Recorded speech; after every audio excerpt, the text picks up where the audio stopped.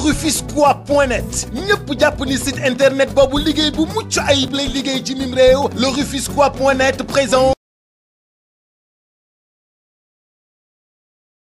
Le sentiment que nous avons cet après-midi, c'est un sentiment de totale satisfaction, puisque nous venons de recevoir de la part de nos partenaires au niveau de la coopération décentralisée de nos partenaires nantais, à la tête desquels se trouve un Sénégalais élu dans la municipalité de Nantes et qui, avec 4 jeunes volontaires, des jeunes étudiants nantais qui se sont battus corps et âme pour pouvoir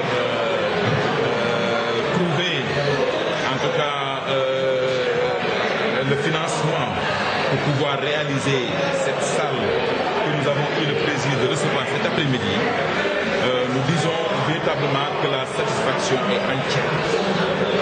Par rapport maintenant à ce que cela peut apporter à l'éducation, nous disons que le sport et les intrants qui vont avec le sport, je veux dire le sport tech que la partie nantaise a mis à notre disposition, avec cette salle aujourd'hui que nous venons de recevoir, cette salle multi-sport où on peut pratiquer des arts martiaux comme le karaté, le taekwondo, on peut pratiquer le taekwondo et la gymnastique, on peut pratiquer la lutte. Donc je disais que cette salle multisport que nous venons de recevoir aujourd'hui va participer à l'amélioration de la qualité dans l'espace scolaire. Puisqu'on peut penser une qualité intégrale sans le sport. C'est le sport qui complète ce qui se fait dans les classes et qui nous permet de vérifier l'adage que nous rapportons très souvent quand nous mettons côte à côte sport et études. Puisque le résultat, c'est toujours le fait qu'on va avoir un corps sain qui va abriter un esprit sain. Et donc, les résultats que l'on peut projeter dans un avenir proche, c'est une amélioration de la pratique du sport au collège, puisque cette salle-là va polariser plusieurs collèges. Je crois que ce ne sera pas une salle qui sera réservée à la seule structure qui l'habite, mais tous les autres élèves pourront venir s'y entraîner. Donc, véritablement, c'est un plus pour le sport scolaire.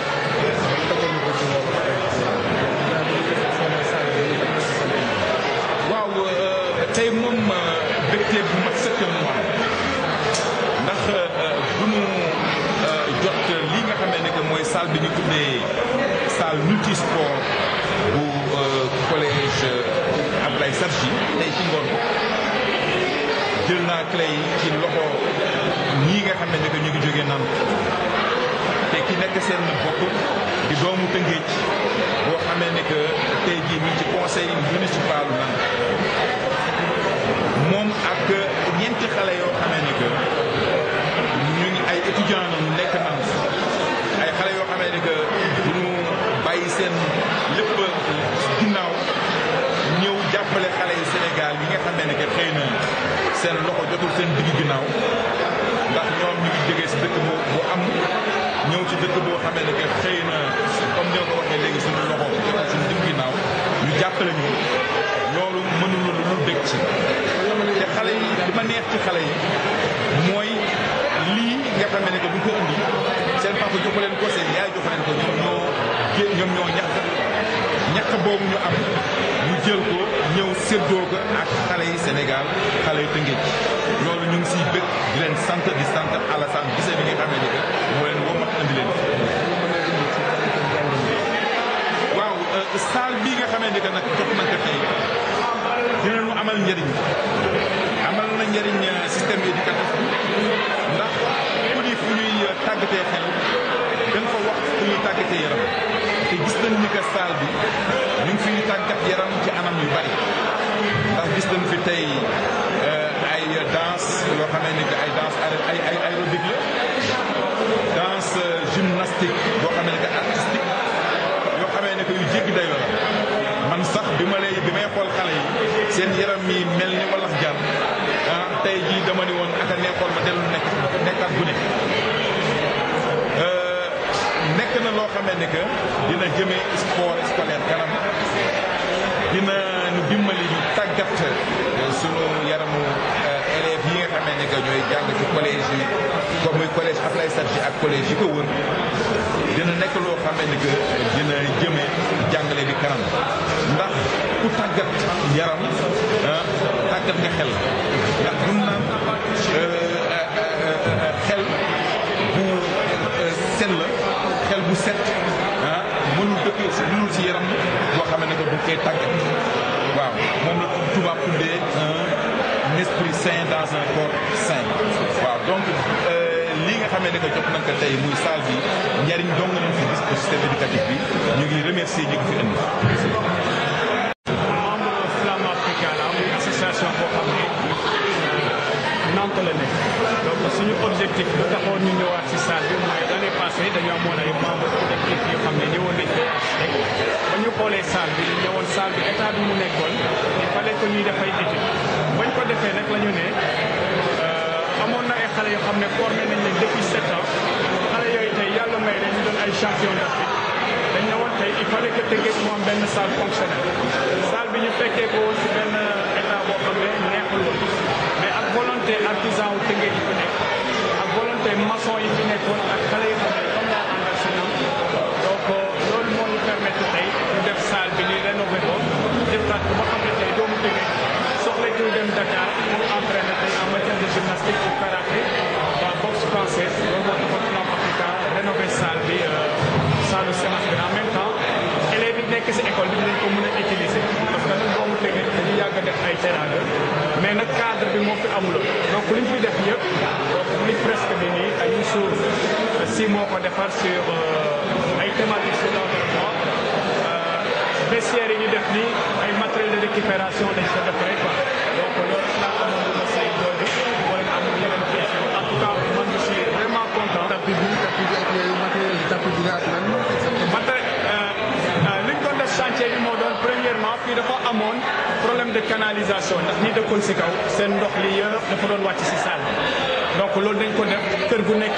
canalisation yi fi nekkoon ñu éliminer ko génnee ko beneen projet bi moo doon am ay fil électrique yoo xam ne lu mot ay 50 mètres carrés yu fi amuloon njëriñ donc dañ defaraatoon système électrique bi yëpp ñetteel bi moo di après que il fallait que ñu jënd ay glace defaraat ay tapis pour xale yi à peu près 8 mètres carrés xale yi war a mën a évoluer ñeenteel bi mooy ñu ne woon du ñu def ay vestiaires collectifs parce que xale yi il fallait que ñu am ko xam ne dañuy summeeku si la ñu récupérer ay tablement dagg ko defaraat ko fii li ma si bëggoon wax rek mooy xale yi fi ñëw nii ñëwuñu pour ay bàyyi defal yàlla ñoom dañuy ñëw aussi fii pour jàng aussi ñoom ñoo ut seen xaalisu bopp ñëw fii donc li ñu doon bëgg a woon mooy suñu xale yi fi nekk tey waruñu xaar yëpp mu jóge si autorité bi war nañ mën a aussi di am yenn xalaat yi aussi di ko def aussi lu war a mën a jëmale kanam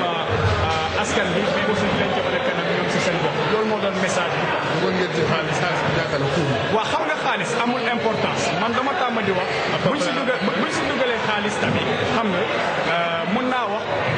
financement bi li ñu def si mairie à peu près 1 million franc CFA mais ci biir 1 million yi dañ si gagné lu bëri parce que ñii xam ne dañu intervenir valoriser wu ñu seen compétence tapis bi li fi nekk nii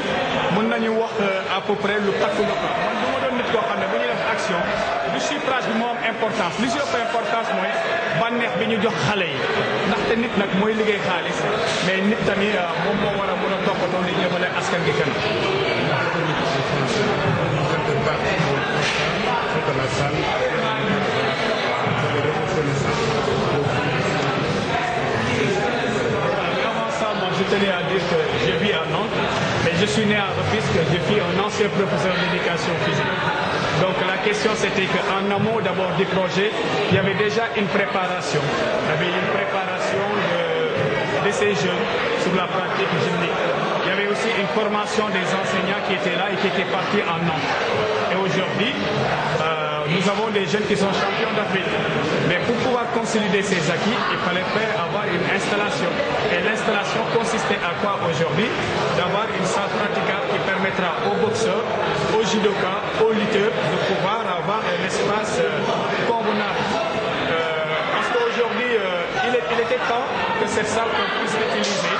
Et c'est ce que nous sommes en train de faire.